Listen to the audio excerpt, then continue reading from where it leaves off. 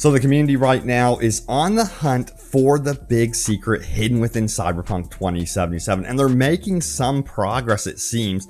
But, the developers have been teasing that, yes, there's a big secret hidden within Cyberpunk. It's so big that it cannot run on old-gen technology. It's only a next-gen secret, I guess you would say. But we're going to talk about some of the secrets and discoveries and how we're working our way to revealing this big secret hidden in Night City. Plus, we're also going to be referring to the Dataminers and what they have discovered for DLC. It has been on point as of lately, and it's acting as a roadmap of sorts for us as to what to expect from the future of Cyberpunk in terms of free DLC. So we're going to take a look at that as well, but let's talk about these secrets, shall we? So first of all, check this out right here. This comes from previous ad 495, who says, so you can miss, and check it out right here. It's a new animation, definitely a secret here at the Glen apartment, or I guess you would say penthouse. But yeah, you can actually miss here. Absolutely freaking hilarious right there. But let's get into the big secret. Now, I think this might be related to whatever they added after patch 1.5 and related to this big secret in the game. And check it out right here.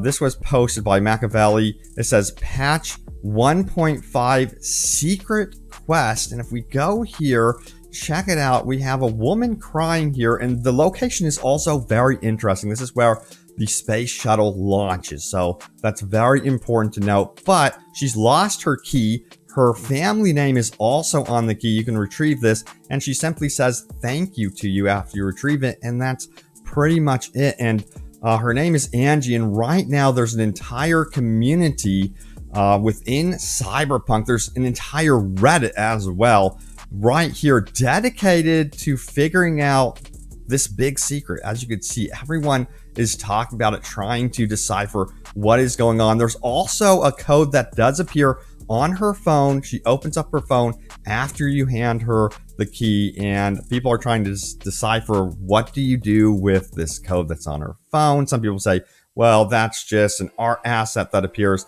throughout, other NPCs' phones as well. And it's a big secret that everyone is kind of trying to work their way towards and discover right now in Night City. Now, if you guys have any clues as to what's going on here, please hit me up on Twitter. You can direct message me if you would like, but if you discover anything, please let me know, because I'm so curious as to what is hidden within Night City. Because yeah, if you do remember, here is the official notes from the developers. Check this out. It says, added a few secrets in Night City to be discovered by players. Due to some technical challenges, this change is not available on previous generation of consoles. Now that right there still has me extremely curious as to what is going on around this big secret. Now, check this out right here. It says, here are Cyberpunk's still missing Datamined DLCs after patch 1.5. This comes from Forbes. It says right here, Cyberpunk just released patch 1.5, and with it came a number of free DLCs that were previously predicted through the data mining of file names months earlier. While a number of high-profile leaks have claimed to know what's coming in Cyberpunk, this list of data mine files is really the only reliable thing we've seen come true, and that continued to be the case with patch 1.5. So let's dive into this right now and see what this list looks like. Also, we're going to go over the completed stuff, what has come true as well, and how far we are through this list. It gives us a good indication of how much free stuff, by the way, we could be expecting in the future. Now it says, here's the list, which includes what we've gotten already and what still has yet to make it into the game, but it's likely to be on the way. We have DLC SWP, which is completed. This supposedly stood for Smart Weapons Pack, and given the number of new weapons we got from both the gun vendor and fixers, I'm guessing this may have already been included into the game. So that one's apparently completed. We have Johnny poses as well for, of course, photo mode. Then we have Kabu01 or Cob01. It says the idea here is that this is Kabuki Market gig. We have gotten no new gigs so far in these free DLC updates, so I'm going to consider this one incomplete. So yeah, we haven't gotten any really cool gigs yet. Then we have, of course, DLC Quartz, which is completed. This is the car given you by Rogue. That's way completed. And then, of course, this one is done for jackets. That's way in the past. with patch 1.3. And then this was surprising. This was a big one, the apartment one. This turned out to be a huge DLC where Cyberpunk patch 1.5 now lets you redecorate your current apartment, but they also added 4 new apartments that you can buy and live in. I expected them to only do the decoration, so I think they went above and beyond on that one. Of course, should have been included at launch, but I'm just saying I'm thankful that's in the game now.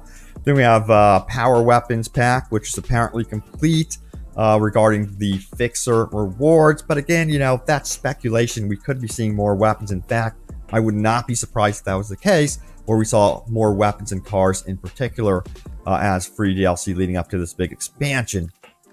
Now, also, we have DLC Mirror, which is also complete. And yes, that is related to being able to change customization options in front of the mirror. So you can see how accurate this data mining actually was. So let's get into the new stuff here. It says Ario gig, we think, has not yet been added to the game. So another new gig, perhaps like hopefully it has some sort of story in there. I love that. That'd be really cool to see. But also this one has me very interested. It is called Monster. This could refer to a bigger vehicle they could be adding into the game, or maybe an actual monster. Maybe they'll do something in the cyberspace realm of things and not just in Night City. I don't know. It could be, who knows, some sort of murder mystery as well. So there's a lot of stuff that could actually be. Let me know what you guys think the Monster DLC is. But by far, that's what has me most curious right now out of all the Datamined stuff. Then we have a bunch of other completed stuff as well. You could see, once again, the data mining was really on point, very impressive. So I think this is like a good way to view a roadmap. In fact, it looks like we're going to be getting another gig as well as New Game Plus, which I think should be happening in the future. Then we have apparently a Japantown gig on top of everything else. Now with the gigs, I don't think they would be releasing those one at a time. I think those would be a bundle sort of thing to bring people back, and hopefully those would also have their own unique rewards tied to them. At least I hope. It would be cool if it was done like what they did with the Fixers recently. So that's going to be my speculation with that sort of thing right now. All right, so I think you guys know what time it is. It is time to go over your top comments from my most recent video. Let me get it pulled up right now, shall we? There was a new hotfix that was released for Cyberpunk, but it also caused some newer issues for those of you that had mods installed. Here's the video right here. Cyberpunk just got a new update, but it's also causing issues. And then we talked about how there should be something around max tax as well. I just noticed that says max tax. Wow. Well, it is tax season, so perfect timing for that mistake, I guess. Now, we have Raw Family who says this. I noticed some more of the organic instance within the game. I know we've all seen the police chases, but I've also now stumbled upon legit gang wars, Tiger Claws versus Maelstrom, and it was about 10 versus 10. I loved it. More dynamic stuff like this really breathes life into the game. I agree. I've also stumbled into those gang wars, and it's cool because I think it would be neat, you know, during those type of conflicts, if you can pick a side, right, and you don't shoot the other gang, and they notice this, they think you're fighting for them, and perhaps there's unique rewards related to that sort of thing. I don't know. I think that would be really cool to do or see in the game. You know, siding with factions is something that's not really a big feature in this game, and I think it needs to be more in this game, especially when it comes to rewards. Then we have Austin who says this: the Melissa Rory we met in game is confirmed to be the one from the 2013 trailer. That is so cool. Same armor, uses mantis blades, and in the mission with River, where you break into the police station, you could find a file on her saying she was a cyber psycho turned max tac. It's also said that every max tac member is so modified they're close to being cyber psychos themselves.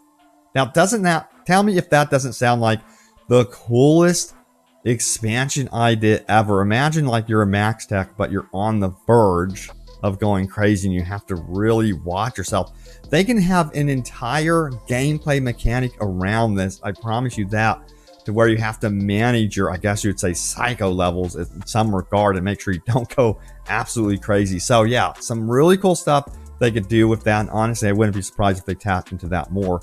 Dorset says this, would love to see a trauma team DLC. The concept of them is so cool, yet you barely have any interaction with them except in the beginning, and occasionally you see them on the streets. So, man, again, another really cool, potentially neat DLC that they could add here in the future. Perhaps you would be able to choose between trauma, the path of having a trauma team career, or max tech career. Can you imagine those as like life paths or something like that? How cool would that be? All right, so mentioning life paths, Blake has something to say here. He says, okay, so here's my plans to fix life paths.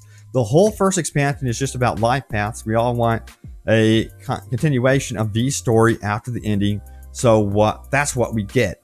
The life path you choose determines what story you get. Nomad, you help Panam rebuild her clan. Street Kid, you start building a crime empire. Corpo, you go back to the Corpo world and start waging war on other companies. I swear this was their intention. By the way, when they first developed this game, they just couldn't do all of it for some reason. It says you can also buy and take over businesses that each contain their own missions, like GTA 5 City. Nomad can be chop shops and smuggling. Street Kid, you take over Afterlife, etc. You have to do 3 playthroughs now to experience it all. To break up the monotony of going through the main story multiple times, there's a life path story arc thrown in about halfway.